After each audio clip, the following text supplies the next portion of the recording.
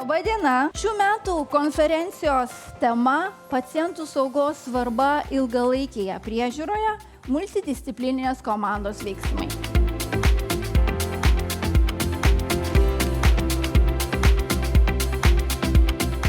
Džiaugiuosi, kad jau 3 metus iš eilės vyksta Sidabra konferencija. Senstant visuomeniai ir didėjant pagyvenusių žmonių priežiūros poreikių, pacientų saugumas tampa strategiškai svarbia tema. Šiandien ir susitinkame čia tam, kad galėtume vieni iš kitų pasimokyti. Galėtume kurti naujas idėjas, siekiant bendrojo visų tikslo – užtikrinti žmogui artimą ir saugą priežiūrą.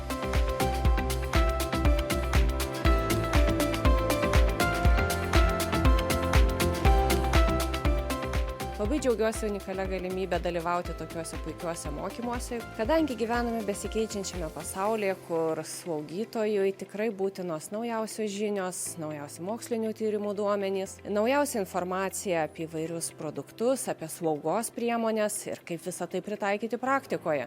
Todėl tokie mokymai yra be galo naudingi kiekvienam slaugytojui, kuris dirba su pacientais, dirba kasdieninėje praktikoje ir gali pasinaudoti naujausiomis žiniomis.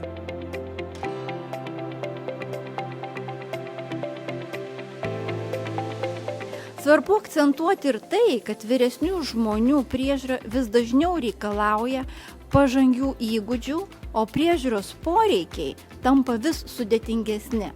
Todėl personalas turi būti apmokytas, kaip atlikti savo užduotis, suprasti, kas yra pacientų saugumas ir kurti saugos kultūrą paremtą teisingumo principu.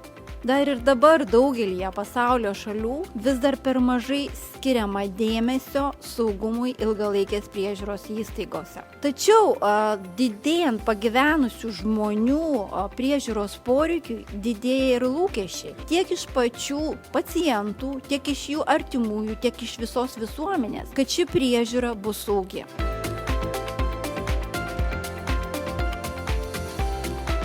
Mylėkite save, tada galėsim duoti ir kitiems. Ačiū ir iki sekančių.